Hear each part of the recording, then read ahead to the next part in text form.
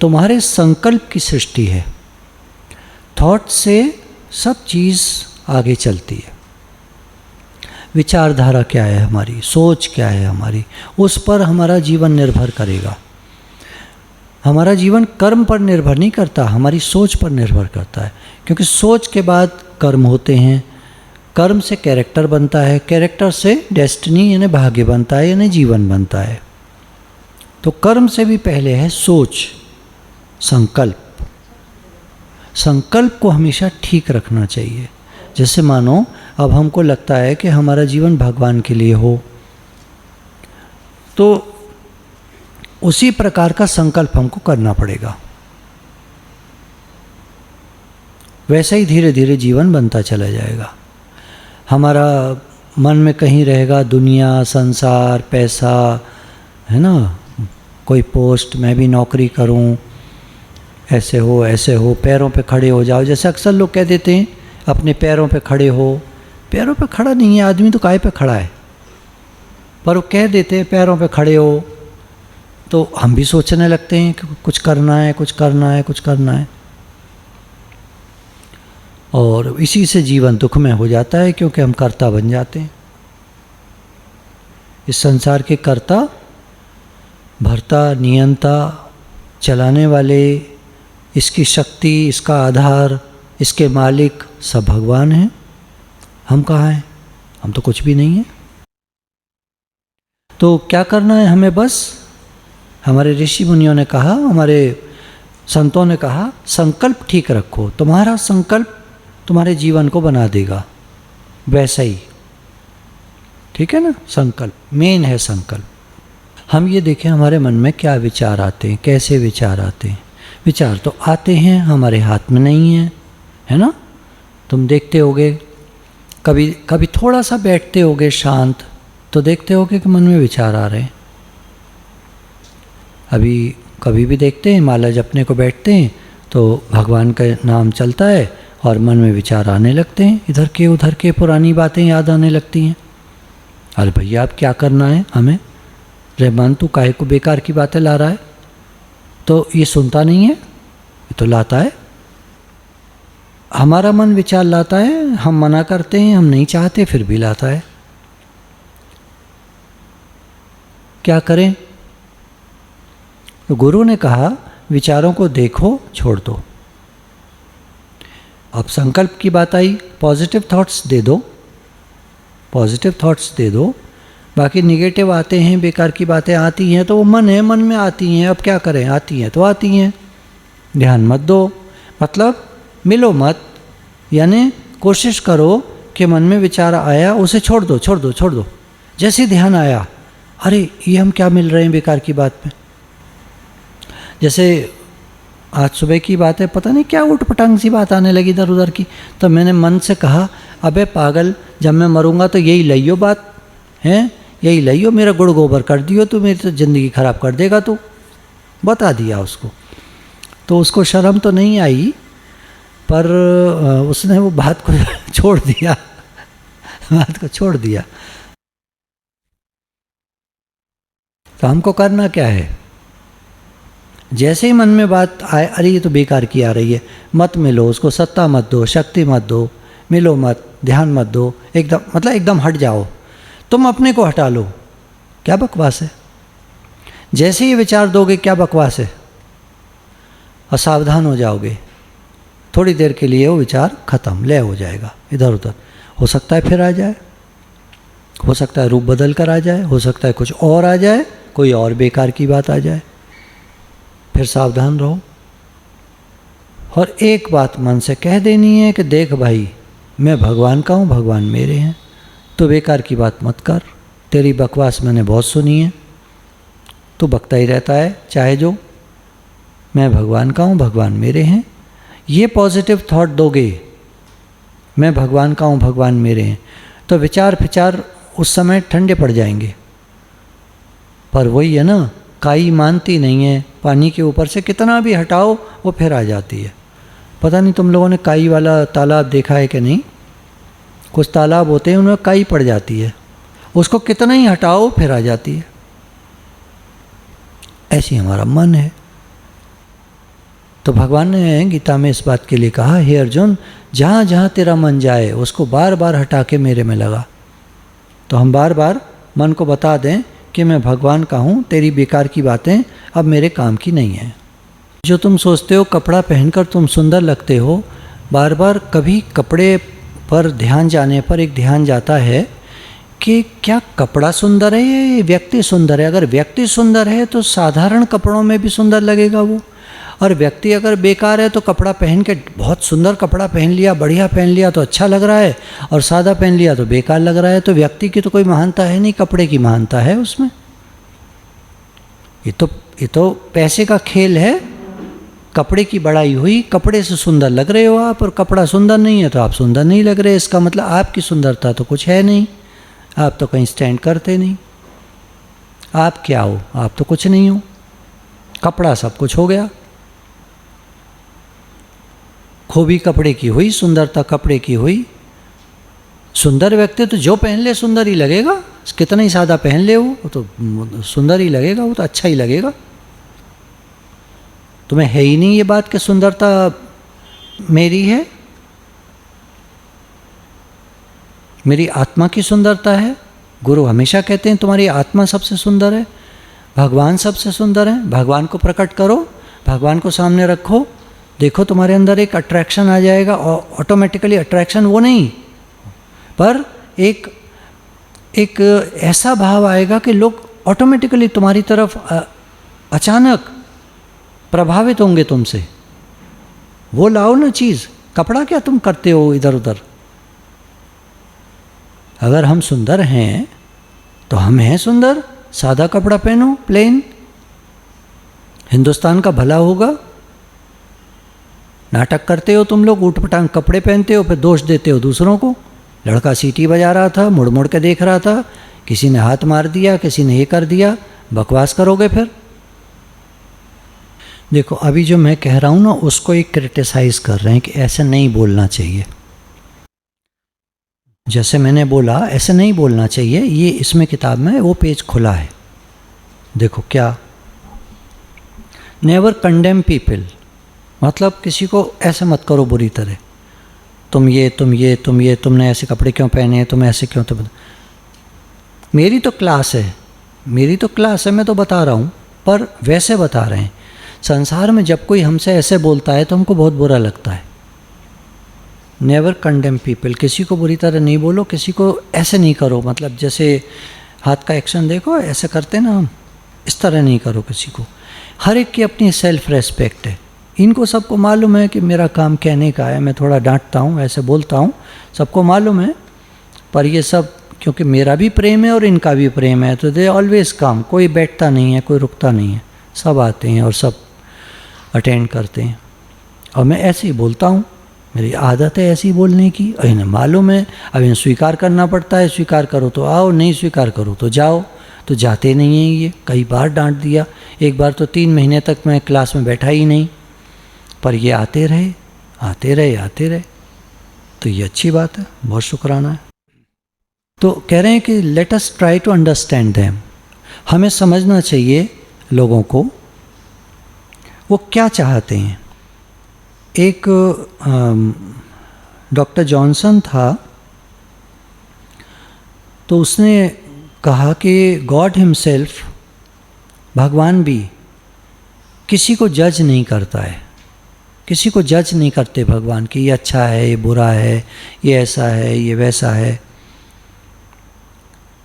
आखिर तक, जब तक वो बूढ़ा हो जाता है, आदमी मरने लगता है, पूरा जीवन उसने कैसा जिया, क्या किया, भगवान कभी जज नहीं करते। उनको कोई समस्या नहीं है किसी से।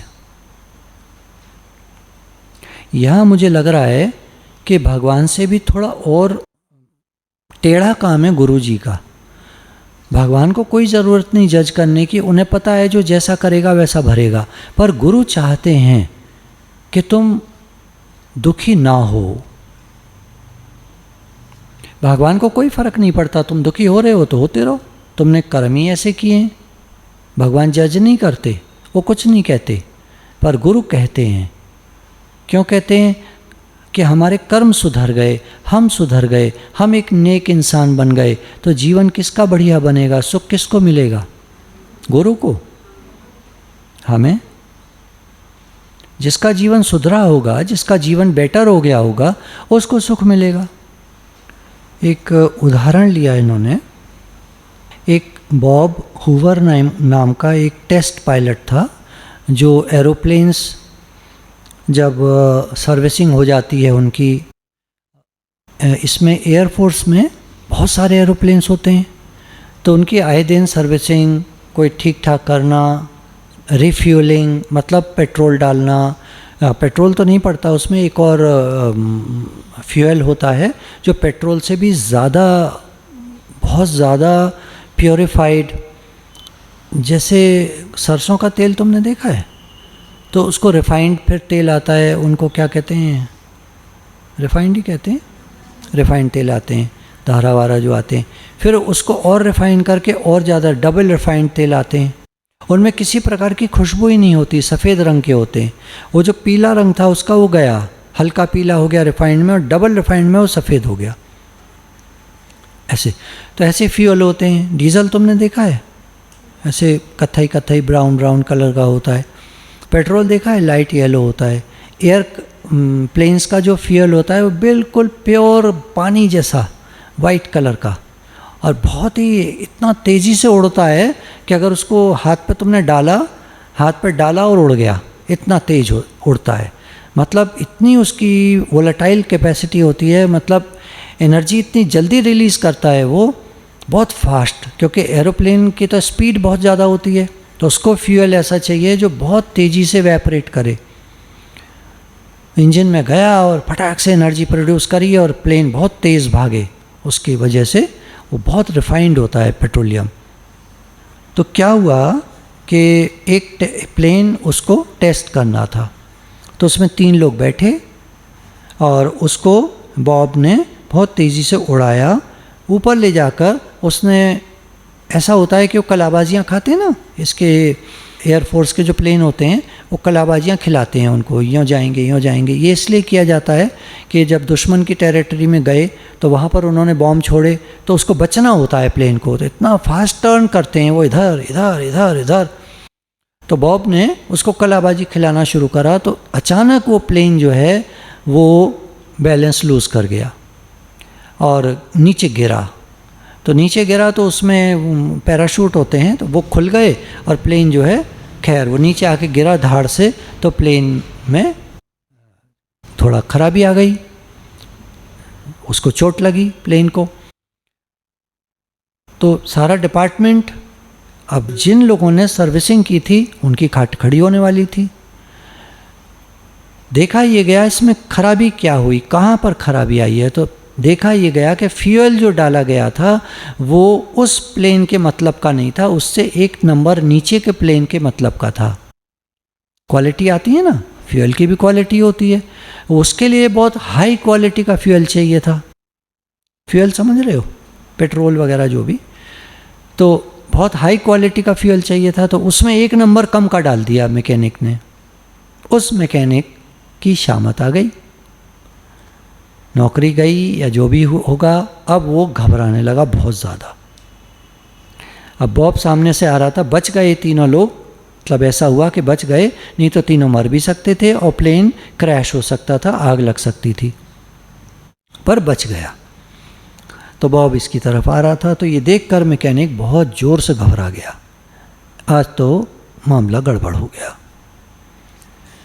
तो वो आता है, उसके कंधे पर हाथ रखता है और कहता है, मुझे पता है ये तुमने गलती से किया है, और ये केयरलेसनेस मतलब लापरवाही तुमसे अचानक हुई है, और मुझे लगता है कि ऐसी लापरवाही तुम ज़िंदगी में आगे फिर कभी नहीं करोगे, और कल तुम्हें इस प्लेन की सर्विसिंग फिर से करनी है। बढ़िया बात है इस तरह की, लेकिन बात हम लोग जीवन में कर नहीं पाते।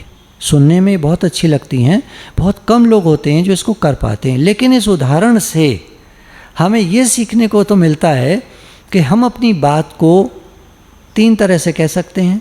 बहुत रूड तरीके से, बदतमीज़ी से, किसी की इंसल्ट करके, या जैसे अभी मैंने बोला, थोड़ा हंस भी दिए, थोड़ा बोल भी दिया, थोड़ा कह भी दिया, मतलब ये भी तुम लोगों को ऐसा नहीं लगेगा कि बहुत बुरी तरह बोला, और बोल भी दिया बात को। और तीसरा होता है इनकी तरह कि अगर देखो बेटा, अगर आप इस तरह के कपड़े पहनोगे तो इससे ये इफ़ेक्ट होगा, दूसरों के लिए नुकसानदायी है, दूसरे देखेंगे, फिर वो भी तरह तरह की ड्रेसेस खरीदेंगे, फिर ऐसे अच्छा नहीं लगता। अच्छे कपड़े तो ये होते हैं। तो मुझे पूरी उम्मीद है कि अगली बार से जब तुम आओगे तो इस तरह के कपड़े पहन कर आओगे, ठीक। पर मैं इस तरह कब तक बोलूँ मैं कब तक बोलूँ इस तरह? मुझे आज कितने साल हो गए डील करते हुए लोगों को, हैं, कितने सालों से, करीब 15-20 साल से हम बच्चों को डील कर रहे हैं। मेरे तो खोपड़ी खराब हो गई है। उदाहरण देखो, कल 4 बच्चे गए हैं, 6 नए आ गए हैं। जो 4 बच्चों को हम लोगों ने, हमारी टीम ने सिखाया, बताया, जाते जाते उनका जो अनुभव है बहुत अच्छा है, बहुत अच्छा अनुभव, बहुत सीख कर गए हैं। वो करीब 12 दिन रहे हैं वो बच्चे, बहुत सीख कर गए। लेकिन आज हमारे पास फ्रेश स्टॉक, नए लोग आ गए। अब हमें उन्हें फिर से वही चीज़ें बतानी हैं, फिर ज्ञान बताना है, फिर समझ देनी है, फिर से सिखाना है। जब तक ये सीखेंगे ये चले जाएंगे। कितना मुश्किल होता है किसी को सिखाना, और 1 हफ्ते के अंदर आपको बहुत कुछ सिखाना है, और वो सीख करके चले जाएंगे, फिर नए आ जाएंगे। और जो सीख कर गए हैं वो 1 हफ्ते में सीख कर गए हैं, 1 हफ्ते में भूल जाएंगे। ठीक है, संस्कार पढ़ेंगे, कुछ अच्छी बातें समझ में आएंगी, उन्हें पता लगेगा कि अच्छी बातें होती क्या हैं, ज्ञान होता क्या है, पता तो चल जाएगा, ऐसा नहीं, बेकार तो नहीं जाएगा। पर मुश्किल है मेरे लिए और मेरी टीम के लिए, ये मुश्किल काम है कि बार बार हम उसी काम को करें। खैर, तो हमने 3 तरह के बात करने के तरीके समझे।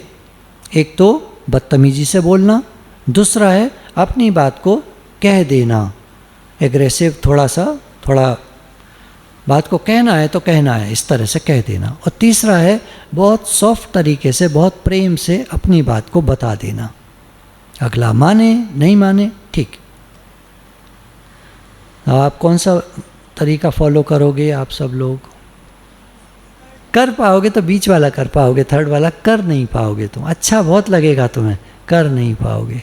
थोड़े दिन कर पाओगे, 2-4 दिन कर पाओगे, कभी कभी कर पाओगे, पर जब कोई बराबर नहीं कर पाएगा कोई तीसरा तरीका, ये बहुत मुश्किल है। ये वो लोग करते हैं, सिर्फ वो लोग करते हैं जो बहुत अच्छी पोस्ट पर हैं, जो बढ़िया नौकरियों में हैं और अच्छी पोस्ट पर हैं। वो लोग इसको फॉलो करते हैं, उनका मन करे न करे, उनको ऐसे ही बोलना है। They have to speak like this. Professional है वो, तो उसके पैसे मिलते हैं उनको 5 लाख रुपए महीना ऐसे ही थोड़ी मिलता है। तो बीच वाला तरीका भी अगर तुम कर सको कि अपनी बात को कह सको ठीक से, बिना उत्तेजित हुए, बिना चिल्लाए, बिना गाली दिए, बिना बुरी तरह किए, अपनी बात को कह सको तुम, ये बहुत बड़ी बात है। वरना आज का जो समय है, हर व्यक्ति उल्टा सीधा बोलता है, चीखता है, बुरी तरह बोलता है, न कहने योग्य वचन कह जाता है। मैंने तो देखा है, दिल्ली को खूब अच्छे से देखा है। या तो ये वहाँ कॉमन सी बात है तो तुम लोगों का ध्यान नहीं जाता। अब जाकर ध्यान से सुनना, बच्चों को जैसे बोलते हैं वो लोग, अब सुनना जाकर, अब मेरी दृष्टि से जाकर सुनना। वो कैसे बोलते हैं, अपनी मम्मी से कैसे बोलते हैं, पापा से कैसे बोलते हैं, भाई से, बहन से कैसे बोलते हैं, कैसा बिहेवियर है सबके प्रति, देखना। अपना भी देखना, औरों का भी देखना। देखो बच्चे की बात, ये अमेरिका की बात है।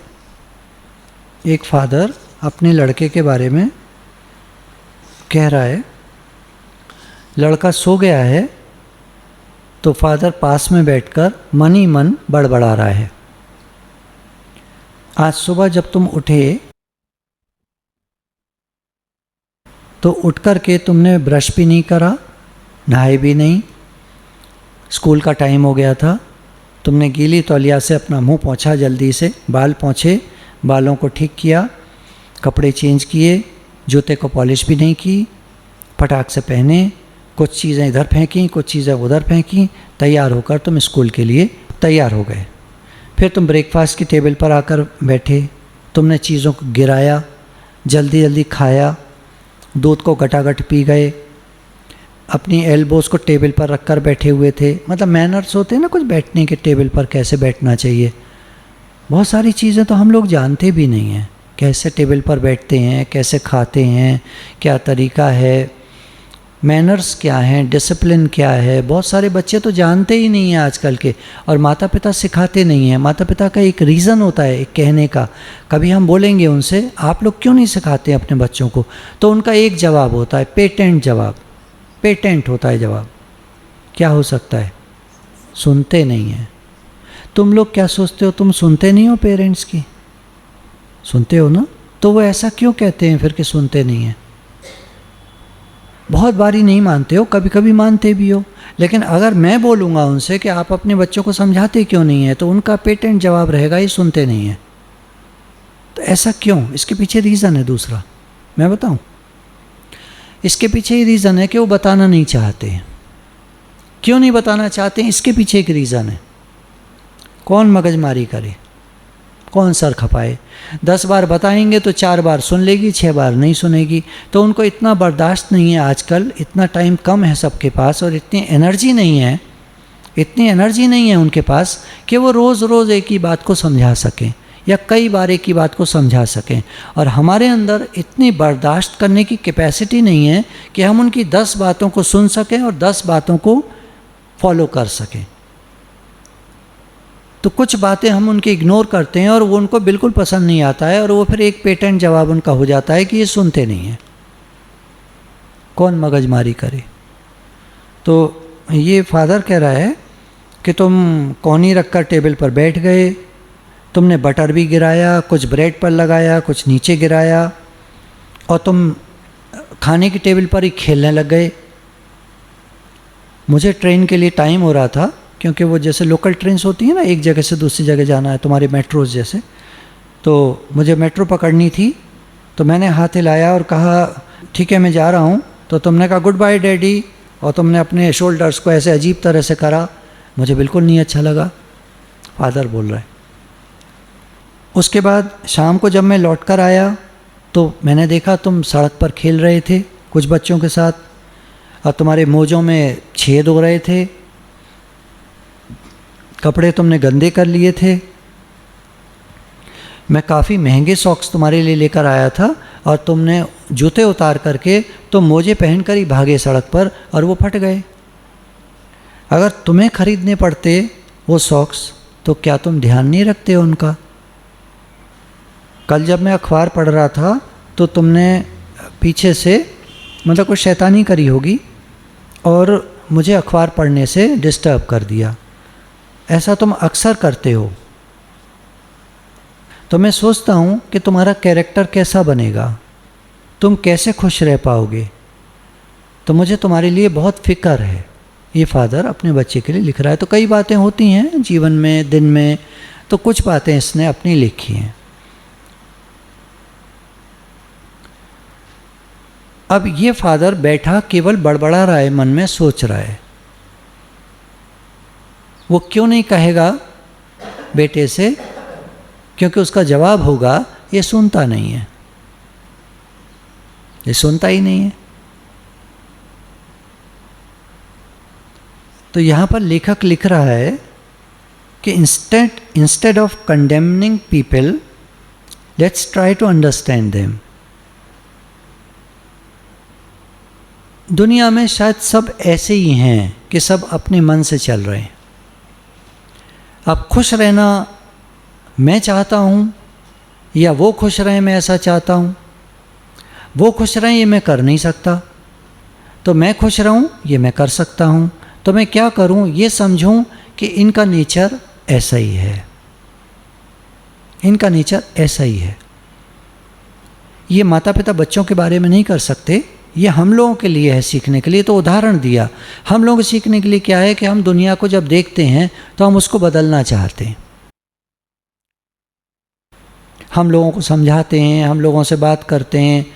देखो एक बात चली थी अभी कि विदुर जब समझा रहे हैं दुर्योधन को कि ऐसा मत करो बेटा। तो दुर्योधन ने कहा कि इसको विदुर को निकाल दो यहाँ से, उपदेश कर रहा है मेरे को। किसी को पसंद नहीं है कि आप उनको बताओ, समझाओ। तो हम क्या करें, ये लेखक कह रहे हैं, हम समझें, हम ये समझ लें कि दुनिया ऐसी ही चलेगी, कोई नहीं बदलता है, हम खुश रहें। जीवन में बहुत सारे उदाहरण देखोगे, तुम किसी को कुछ कहना भी चाहोगे, बताना भी चाहोगे, कोई सुनता नहीं है, कोई समझता नहीं है, तो तुम क्या करोगे? ये बात को अगर याद रखोगे तो तुमको लगेगा कि फादर कितना भी समझाता, बेटा मानता नहीं, वो वैसी हरकत करता। बेटा जैसा भी करे, फादर क्या कर रहा है, बैठ करके वहाँ विजुलाइज कर रहा है आज दिन भर क्या क्या हुआ। तो विचार करके ये सोच रहा है कि बजाय मैं इसको कंडेम करूं, कंप्लेन करूं, इसको डांटूं, इसको बोलूं, मैं समझूं कि ये ऐसा ही है और ये ऐसा ही रहेगा। ये हम लोगों के लिए बात है समझने के लिए, माता पिता और बच्चों के बीच की बात नहीं है, ये हम लोगों के लिए कि दुनिया ऐसे ही है, ऐसे ही चलेगी। हम क्या करें? हम खुश रहना सीखें। Change your self, not the world. हम अपने को बदल सकते हैं, दुनिया को नहीं। शुरू में मैंने उदाहरण दिया ना कि बता दिया है कि आप लोग इस क्लास में आओगे तो कैसे कपड़े पहनोगे, बता दिया है, पर फिर भी देखो कोई कुछ पहन लेता है, कोई कुछ पहन लेता है। स्कूल में तो एक ड्रेस होती है, या तो मैं ये बना दूं कि भाई हल्के नीले रंग का सलवार कुर्ता सब लोग सिलवा लें, अपना एक पीस सिलवा लो, मंडे को पहन कर आए, सैटरडे को पहन कर आए, धोकर डाल दिया, सुखा कर प्रेस करके फिर रख लिया, है ना। मंडे की शाम को और सैटरडे की शाम को आप हल्के नीले रंग का सलवार कुर्ता, प्लेन कलर का, नो डिज़ाइन, कुछ नहीं, बिल्कुल सादा, थोड़ा ढीला ढाला, चुन्नी वाइट, पिन लगा के दोनों तरफ। वाइट चुन्नी सब पे होती है, चुन्नी तो है ही, कुर्ता पजामा ही तो सिलवाना है, सलवार कुर्ता ही तो सिलवाना है ना। चुन्नी तो महंगी चीज़ है, वो तो होती ही तुम लोगों के पास सलवार कुर्ता सस्ता होता है ना। धनिया के साथ सब्जी तो मिल ही जाती है, मतलब हम लोग वैसे बात कर रहे हैं। तो आप लोग जो है एक एक सलवार कुर्ता हल्के नीले रंग का, प्लेन, ढीला ढाला, छोटे गले का, है ना, जितने में तुम्हारा सर आ जाए बस उतना बनवा कर और आओ पहन कर, ठीक है ना। नहीं, अभी ऐसा कुछ रूल पास नहीं है, विचार करना, अच्छा लगे तो ठीक है। तो डोंट क्रिटिसाइज, कंडेम और कंप्लेन। क्रिटिसाइज करना, कंडेम मतलब किसी को बुरी तरह करना, हर्ट करना, कंप्लेन करना, तुम ऐसे तुम ऐसे तुम ऐसे, कोई फ़ायदा नहीं है, अपना मन खराब होता है। ये किताब में क्यों लाया था आज? मुझे पता था ऐसे होता है, तो मैंने कहा आज मैं पढ़ूंगा, मैं समझूंगा, तुम समझो ना समझो क्या फ़र्क पड़ता है, मैं समझूं। थोड़े थोड़े दिन में ऐसा भूल जाते हैं ना, फिर पढ़ लेना चाहिए, तो फिर याद आ जाता है। अच्छा, एक बात चली थी कि जब आप लोगों से मिलते हो तो कौन व्यक्ति अच्छा लगता है। एक जगह इन्होंने, लेखक ने उदाहरण दिया है, पहले भी मैं ले चुका हूँ उसको, कि एक पार्टी में गए हुए थे, तो वहाँ एक आदमी आया, उन्होंने कहा मैं अकेला ही खड़ा हुआ था, क्योंकि जब भी मैं ज़्यादातर कहीं जाता हूँ तो मुझे पसंद आता है कि मैं अकेला रहूँ। अकेला रहना क्यों पसंद आता है? क्योंकि लेक्चर करने में बहुत एनर्जी खर्च होती है, तो जितना टाइम लेक्चर के अलावा मिलता है जब भी, तो ये कहते हैं मैं पसंद करता हूँ कि मैं अकेला रहूँ, एकांत में रहूँ, बोलूँ नहीं, बात नहीं करूँ, एनर्जी सेव होती है आगे के लिए। कभी कभी मैं देखता हूँ ज़्यादा बोलना पड़ता है, पूरा पूरा दिन हो जाता है सत्संग का, तो बहुत थकान हो जाती है, बहुत थकान हो, ज़्यादा कुछ किया नहीं है, लेकिन बोलने से, क्योंकि सोचना भी है और बोलना भी है, दो काम मेरे को करने पड़ते हैं एक साथ, तो इसमें थकान ज़्यादा होती है, एनर्जी ज़्यादा कंज्यूम होती है। फिर मुझे फोकस्ड रहना है पूरा, अपने टॉपिक पर भी और भगवान की तरफ भी। इस कारण से एनर्जी लॉस इसमें बहुत ज़्यादा है। तो इन्होंने लिखा कि जब मैं पार्टी में था तो मैं अकेला खड़ा होकर कुछ खा रहा था, बफे सिस्टम होते ना, तो एक आदमी आया मेरे पास तो बोलता है, आर यू डेल कार्नेगी? तो मैंने कहा यस। बोलता है, I have to talk to you please, can we sit somewhere? बोलता ठीक, ओके। जाकर बैठ जाते हैं एक जगह। तो वो आदमी एक टॉपिक छेड़ता है कि आपके लेक्चर में मैंने ये सुना था, और बोलता रहता है, बोलता रहता है, बोलता रहता है, बोलता रहता है, और बार बार ये भी कहता है, I have to ask you one question, और फिर बोलता रहता है, फिर बोलता रहता है, फिर बोलता रहता है। तो लेखक लिखता है कि मैं अपना शांत बैठा था, मुझे पता था कि ये पूछेगा कुछ नहीं, ये बोलना चाहता है और मेरी सुनेगा भी नहीं, तो मैं क्यों अपनी एनर्जी ख़राब करूँ? तो मैं धीरे धीरे अपना खाता रहता हूँ, उसकी बात सुनता रहता हूँ। आधा घंटा बोलने के बाद वो कहता है कि today I have had the finest discussion in whole of my life with you, thank you so much. आपके साथ बातचीत करके बहुत आनंद आया, सारी ज़िंदगी में मुझे कभी आनंद नहीं आया। आधा घंटा जो आपसे बात की है, लगता है कि बहुत अच्छे से हम लोगों ने बात की है और बहुत आनंद आया। तो ये मन में सोचते हैं, बात हमने या तुमने? तो वो कहते कोई बात, वो ठीक है, वो तो मालूम था। तो बहुत खुश खुश चला जाता है। तो एक जगह एक बात लिखते हैं, बी अ गुड लिसनर, एक अच्छे श्रोता बनो। जैसे तुम लोग इस समय मुझे सुनते हो, 1 घंटा मैं बोलता रहता हूँ, तुम लोग सुनते रहते हो, तुम लोग कितने अच्छे श्रोता हो। मेरी आदत ज़्यादा ख़राब है, मैं उतना बढ़िया इंसान नहीं हूँ जितने तुम हो। तुम लोग 1 घंटे तक सुनते रहते हो, मैं बोलता रहता हूँ, तुम्हारी ज़्यादा महानता है। तो यहाँ पर क्या हुआ कि वो ये कहता है लेखक कि जब आप अच्छे श्रोता होते हो तो हर एक कोई आपको पसंद करता है। ये सीखने के लिए बात है। जब हम एक अच्छे श्रोता होते हैं तो हर व्यक्ति हमको पसंद करता है। एक तुमने चीज़ देखी है, कोई कोई हम लोगों में बहुत चुप चुप रहता है, और जब हम उसके पास जाते हैं तो बहुत अच्छे से हरिओम करके मिलेगा और मुस्कुराकर, और हम उसको अपनी बात करने लगते हैं तो वो सुनता रहता है हमारी बात, हाँ हाँ हाँ ऐसे करके। तो हमको बहुत अच्छा लगता है बात करना, और अपने सब मन की बात कह देते हैं, और हमें पता है ये किसी से नहीं कहेगा क्योंकि ये चुप चुप रहता है। चुप चुप रहने वाला व्यक्ति किसी से हमारी बात नहीं कहेगा, ये हमको विश्वास हो जाता है, ये नॉर्मल है, ऐसा ही है, लगता है नहीं तो कभी देखा है नहीं ऐसा। ठीक, तो हम उससे अपने मन की बात कह लेते हैं।